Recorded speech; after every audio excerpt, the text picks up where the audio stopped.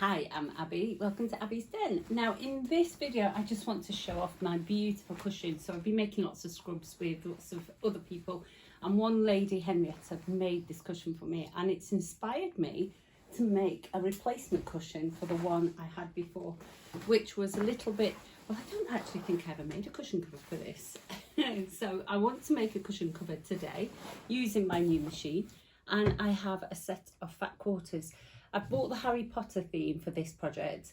I've got a couple of things I want to talk to you about first. We're going to use buttons in this video, so I've got some buttons ready as well. I've chosen some red ones, hopefully they will be fine.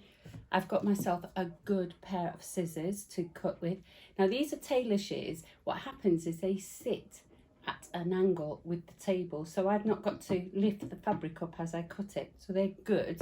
Pair of snipping scissors, because even though this machine's got a thread cutter, it's nice to get close to your fabric to cut your threads. And I've got some good threads. Now you need to make sure that you use good thread. It's very important to remember that. Now I generally use Gutterman because they are good. So the first thing you need to do is just flatten your cushion out and measure it. Just going to measure in centimetres. Let's do it in centimetres. It's what you all like. And I'm getting 48 centimetres width on there.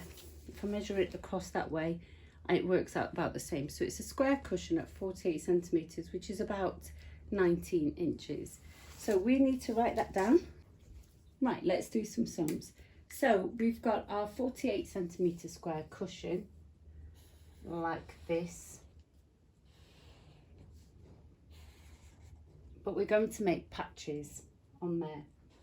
So it's going to be a patchwork cushion. Each of those squares have got to be the same size. Well, we don't have to, but we're going to make them the same size in this exercise. So it's 48 centimetres across. And we've got 3 going across, 3 patches going down. So we're going to divide that by 3.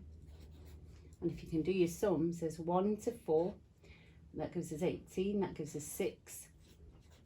So each of those squares have got to be 16 centimetres across and 16 centimetres down. But we have to add our seam allowance. So we're going to add 2 centimetres seam allowance. So each of our patches are going to be, let's make sure we spell it right, 18 centimetres going that way and 18 centimetres going that way, and we need 9 of those.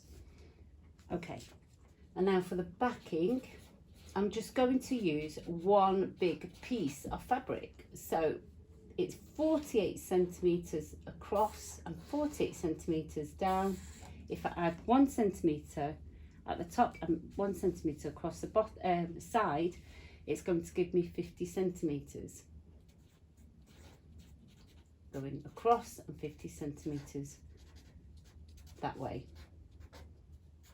Okay, and that's great if we don't need an opening and you're just going to put the cushion in and then sew it all down. But we are going to open it. So we want a split here down the middle, and we want to attach buttons. We're going to get 2 pieces at 25 centimetres, aren't we? So we end up with 25, but if I add 10 centimetres at each one, they're now going to be 35 centimetres across, and they're going to be still 50 centimetres tall. Now this is the really tricky part. Open your fat quarters, bundle, I've already taken out headwig, and decide what you want to do. Now we've only got 1, 2, 3, 4, 5. So we've only got 5 designs, and we've got 9 pieces. So I think what we should do is have 1 in the middle and then 2 of each of the others. So each piece has got to measure 18 centimetres by 18 centimetres. And before we do that, let's press all the fabric.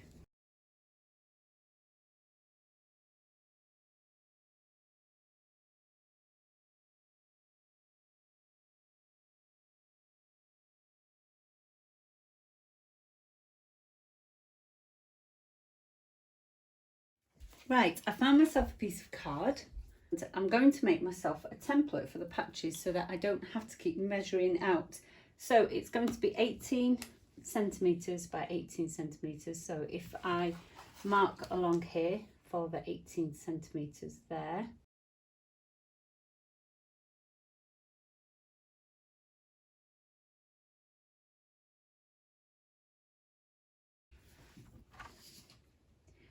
So that's my 18 centimeter square patch, and what I need to do is cut 2 of each of the fabrics, and I'm going to have the purple patch right in the middle.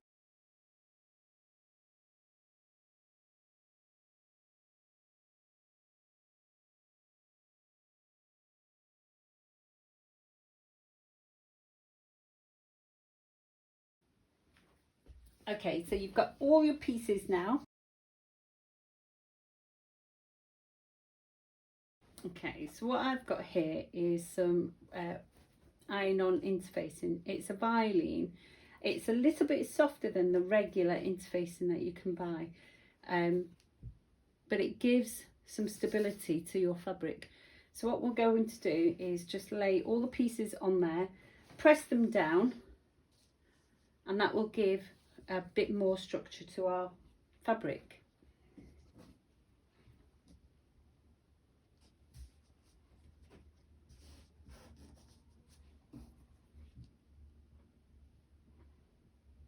So just have a little bit of gap between each one.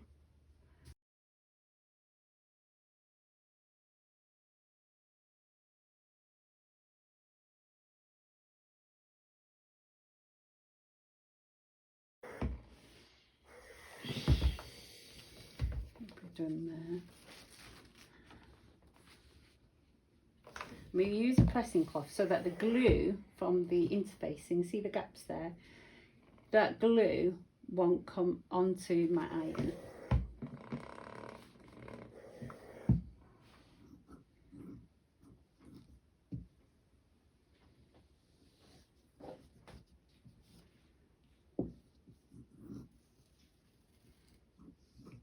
Now you can either put interfacing on the whole of the backing, so I've got my 250 centimeters by 35 long. So what I can do now is I've measured 10 centimeters along there, and that's the flap, isn't it? So that's the extra we've included to be the fold away for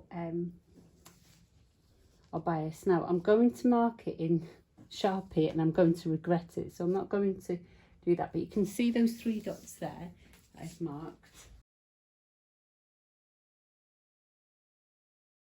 And what I'm going to do is just put interfacing on that 10 centimeters. I'm going to place that interfacing along there.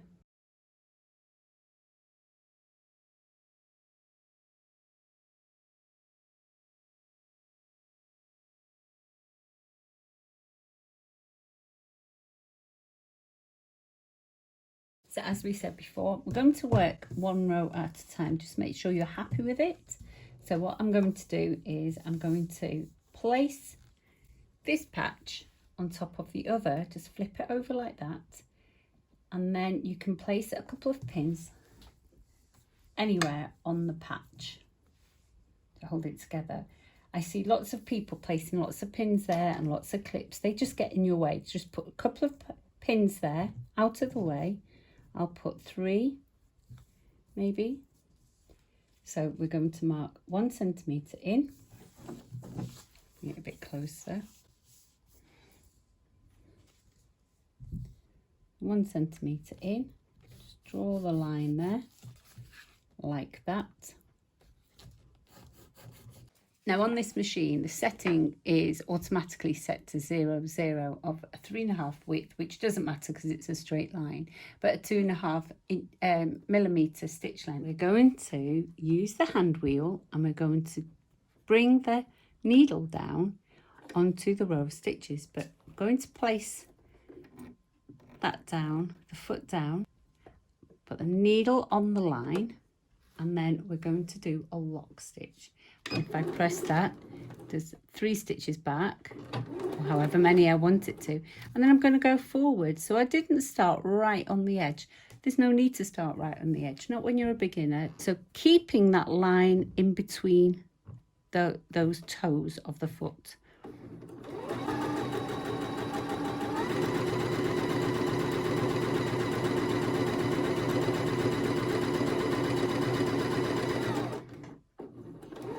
And then we're going back on the lock stitch, 4 stitches, and then on the pedal, finish that off and bring the needle up to the top, lift up your presser foot, and that comes out nice and easy. Just bring it round to the back of the cutter and swipe that down. And this is where your snippers come in handy, because you can get very close to your fabric and remove those threads away. Let's open this up. What I'm going to do is I'm just going to, for the moment, just finger press those stitches open. Right, when you've done that, just place it back how you want it as a patchwork, and then grab the next piece, flip that over, and we're going to stitch along that line there. So we have a nice line going all the way down, and we can sew this line down.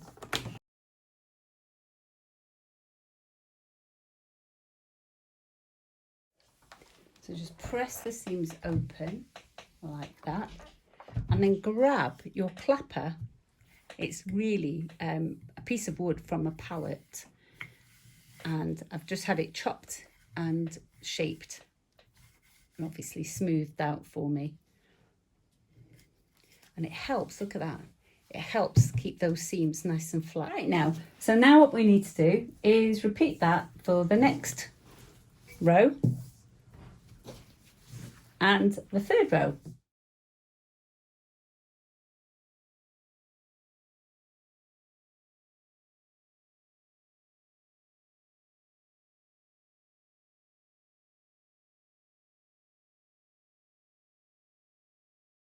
What we need to do is just flip that one over to there and sew along there.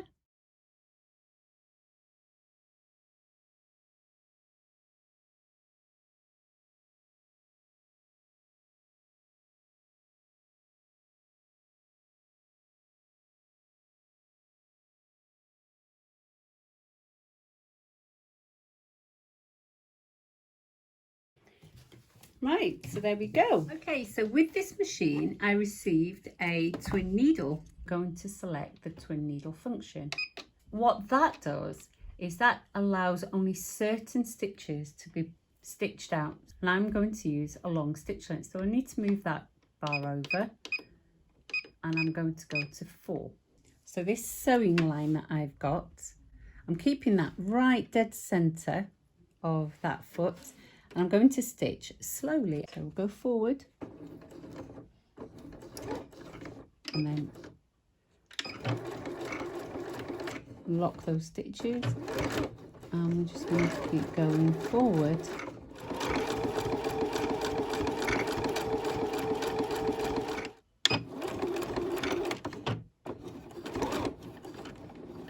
So here we go. So from the edge, I'm going to mark 2 centimeters. I'm just going to put dots on because I'm doing this in a Sharpie so you can see. When I measured that at the 2 centimeter line, I'm actually going to fold only 1 centimeter away to the 2 centimeter line. And that's going to be my first fold, and then this fold to here, to the 10 centimeter line, is going to be my buttonhole placket. Like that. So if I press that down, so with the other side I've folded it in again up to that 2 centimeter line, but this time where that interfacing is, I folded it right over. I'm going to put the buttonholes on this side, and I'm going to overlap the buttonholes on top of where I'm placing the buttons. So the buttons will go on this side with the big side flap, the buttonholes will go on that side like that. So remember that patch I'd made? I'm going to put that patch there, I think. And I'm going to make sure it's far enough away from the edge of the backing so that it doesn't get sewn in. Right, so when I sew that on and I've got this panel under the machine, what I'll do is I'll also do a top stitch along here to hold this flap down, and I'll sew the buttonholes. So I need to mark now, don't I, where those buttonholes are going. Going to be easy if I just fold this up in half, and that will give me exactly the center buttonhole there. And then if I fold this here like that, that will give me another buttonhole placing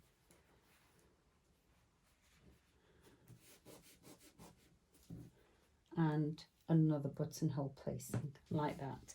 So those are going to be the places where I put my buttonholes. And then when I come to sew the buttons themselves, I can do exactly the same thing. So for this, I'm going to increase the stitch length, and I'm going to place the needle right inside just there.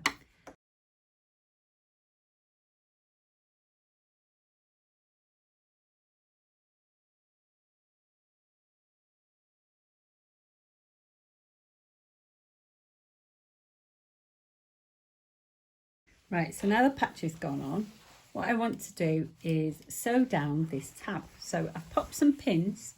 Again, I've not put them right close to the edge of the fabric because they're getting in the way and I need to faff around taking them out and stop starting. We don't want to keep doing that. Now, when we want to do a top stitch, or rather an edge stitch, we need to get our stitching really close to the edge there.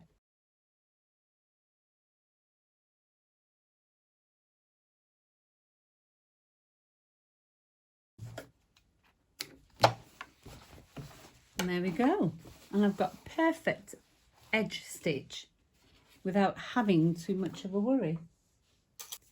Now for the buttonholes, I've got the markings for my buttonholes. And what I need to do is decide, am I going to have the buttonholes going that way or that way? Now, traditionally, when the fabrics are being pulled that way, we put the buttonholes going that way. I need to just change the foot to one step buttonhole. So here's the stitch chart in the book, and here are the buttonholes 20, 21, 22, all the way up to 27. So I'm going to choose, I think I'll just go for a traditional buttonhole. I'm going to go with 21. I know the line I want to draw has got to sit along here. So I'm going to mark a line. Get a pen that you can rub out.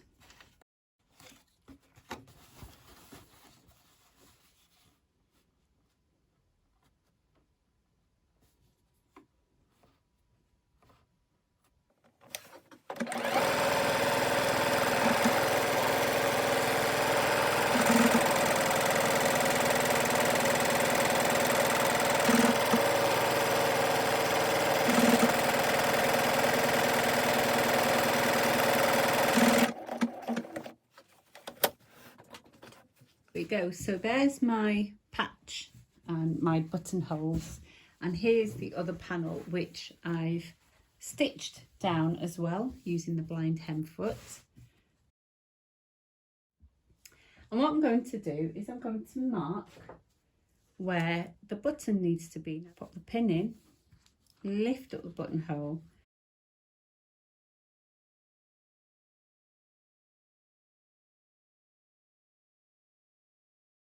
so here's the button foot, and clamp it in. There we go. So if we grab the fabric, and there's my purple mark, what I need to do is I'm going to place this buttonhole, this button right on the mark there. And it's a bit tricky because I can't pin it in place, and I need to lean right in so I can see my purple mark.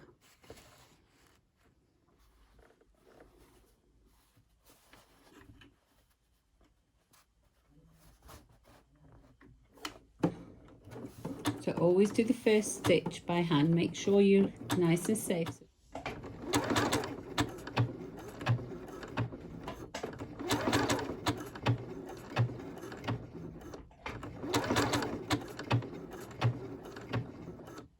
And there we go.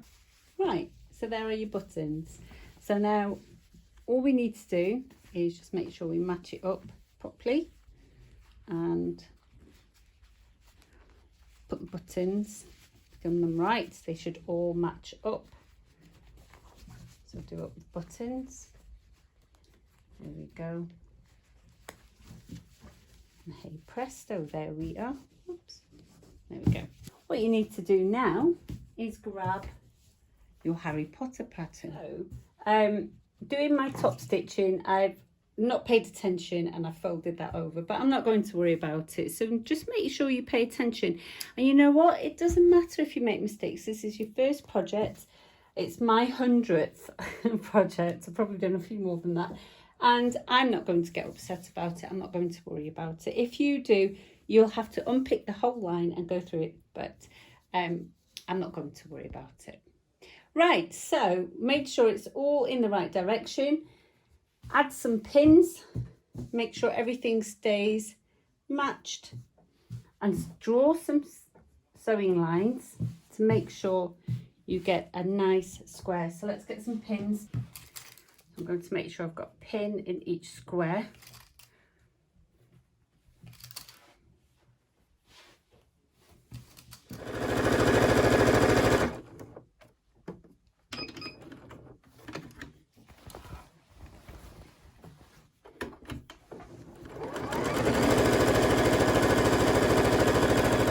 Look at all these edges. Because they've been handled again and again, and even though there's been interfacing on them, they have started to fray, haven't they? So what we need to do is we need to do a zigzag or a overlock. Let me show you. I think I'm going to use 16, and that will help keep the fabric from fraying.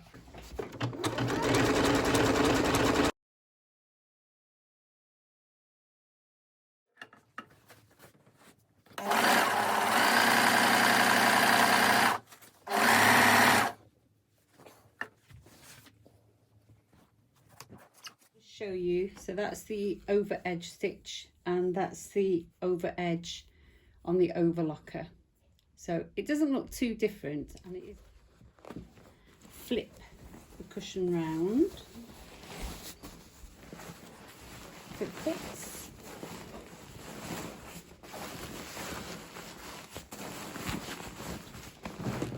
push that down.